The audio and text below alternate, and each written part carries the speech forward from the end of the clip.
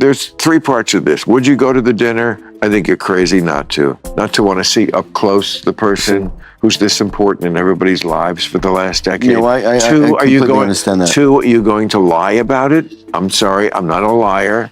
I don't lie, so I told the truth. And then three, do I go back to doing what I always did? Yes, I did. Yeah, but you could have told more truth or you could have told less truth. I told a lot of truth. I told everything. I would have enjoyed a little more brevity on that, but I absolutely understand the dinner. But that's just emotional. You were just triggered. By this point, Penn was clearly flustered. He started fumbling words, shifting uncomfortably. Meanwhile, Maher sat cool and composed, not with insults but with reason. This was a masterclass in calm, devastating logic. Maher didn't sugarcoat Trump's flaws, but he refused to lie about his strengths either. That's called intellectual honesty. But for people like Penn, honesty is heresy. California was its own country, and many people think it is. Or if Canada was ours. Yeah. You didn't see that coming, you got to admit that. Did you? With Trump? Only, and I said, and I still do say to myself aloud every day, whatever you don't expect, it's happening. But you do, I hope, think I did the right thing to have dinner with him.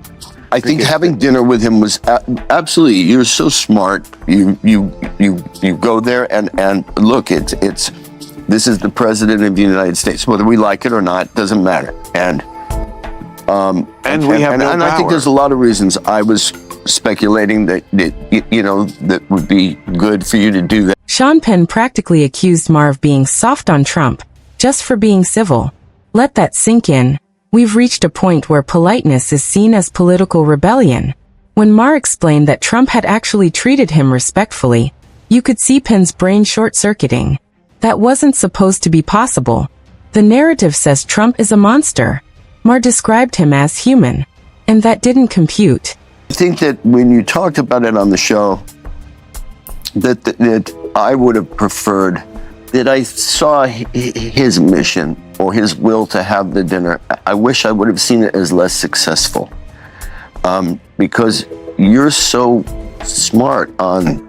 Well, it was less successful because I never stopped saying all the things I've always said about him. It would have been successful if he had somehow into supporting. Penn mumbled. He hesitated. He tried to rationalize, but the hypocrisy was already on the table. The emperor had no clothes, or in this case, no argument.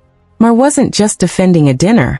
He was exposing the mindset that's taken over the modern left, where you're not allowed to see nuance or think independently. If you deviate from the script, you're done. Well, maybe. So it wasn't successful. Maybe more brevity. You know what? He treated me fine. That's that. And now on. Maybe more. Maybe I would have done some editing. But I absolutely listen. No, you're just being the only reason I wouldn't. I have not been invited. The only reason I would not accept an invitation is because I see no. It's a long flight. I see no. Really, you meet with.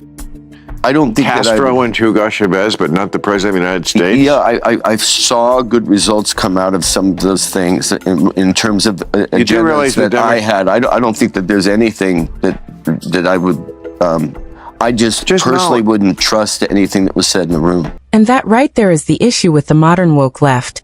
Dialogue isn't just discouraged anymore. It's forbidden. Listening has been replaced with labeling. Debate traded for emotional outbursts. You either agree with the group, or you're out. But Maher wasn't playing that game. Calm and collected, he explained exactly why he had dinner with Trump. Simple.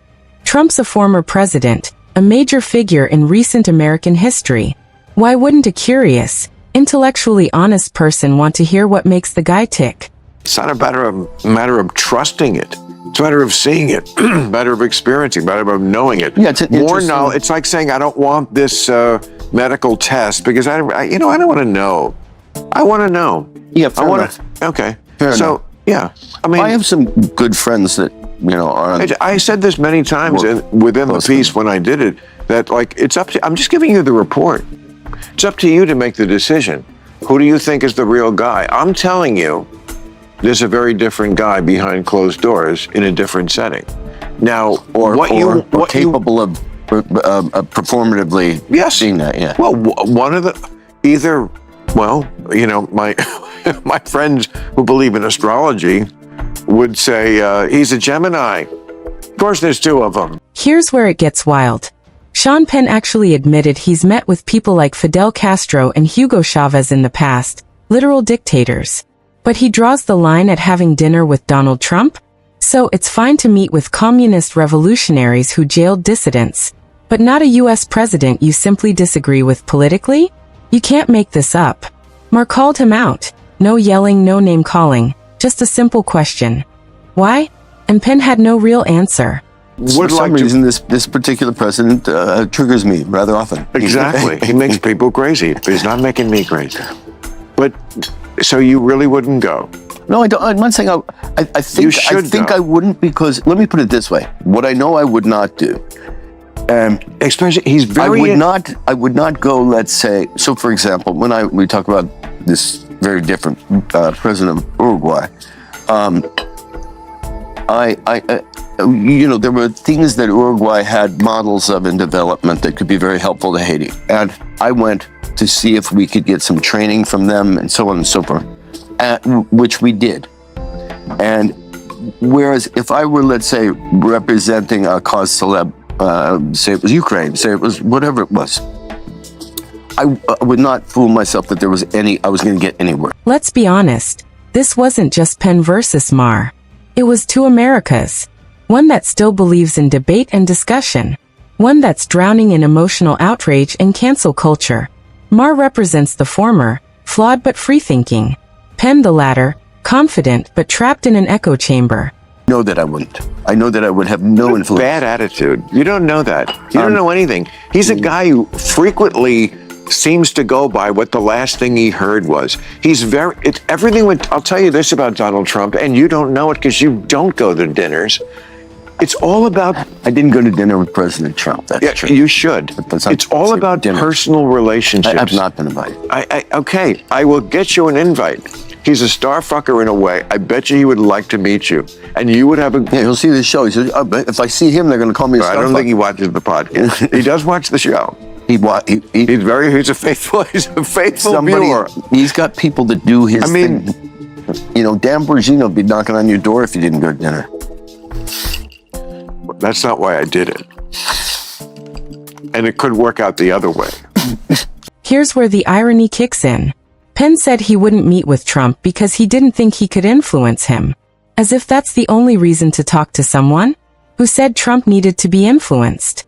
Maybe the point is to understand someone, not to change them. But in Hollywood, the only conversations that matter are the ones that end in conversion. And that's one way to look at it. Other people will say, well, the real guy is the guy you met, and he's playing this clown on TV. And other people will say the reverse. It seems harder to do the reverse. Can you really pretend to be sane? You can pretend to be insane. I think it's harder to pretend to be sane, to be measured and like all the things I said, which is just what happened. In the end, Maher didn't just win an argument. He won something deeper, a battle for intellectual honesty. Penn came in thinking he could shame Maher for being open-minded. Instead, he exposed why open-mindedness is dying in Hollywood. And here's the truth. You don't have to agree with someone to talk to them. You don't have to hate someone just because Twitter says you should. Talking about, health and well-being, and what we were talking about before, we're like you realize that we're kind of a pioneer generation as far as the first people around our age who actually have it in our head, wait, they could solve the mortality thing before we get there. That's not something that even existed in my father or mother's mind. Maher pointed out something that Hollywood can't accept. Trump is strategic, not insane. You can pretend to be crazy, but you can't fake being sane. What we see on stage is a performance. Behind closed doors, there's a calculating, pragmatic figure. That doesn't make Maher a supporter. It makes him a realist. Penn, on the other hand, sees Trump as a cartoon villain. It's easier to condemn what you don't understand. But Maher refuses to play that game. He chooses reality over rhetoric. There's three parts of this. Would you go to the dinner? I think you're crazy not to. Not to want to see up close the person who's this important in everybody's lives for the last decade. You know, I completely understand that. Two, are you going to lie about it? I'm sorry, I'm not a liar. I don't lie, so I told the truth. And then three, do I go back to doing what I always did? Yes, I did. Yeah, but you could have told more truth or you could have told less truth. I told a lot of truth. I told everything. I would have enjoyed a little more brevity on that. But I absolutely understand that. But that's just emotional. You were just triggered. You ever watch an interview where one person is grounded in reality and the other is just floating in a cloud of self-righteousness? That's exactly what happened when Bill Maher sat down with actor Sean Penn. What was supposed to be a friendly chat turned into one of the most unintentionally revealing moments in recent Hollywood history. Penn tried to corner Maher over something as harmless as having dinner with Donald Trump, and Maher didn't flinch. He stood his ground, exposed the hypocrisy in real time, and reminded everyone why, love him or hate him, he's still one of the few liberals left who actually believes in logic.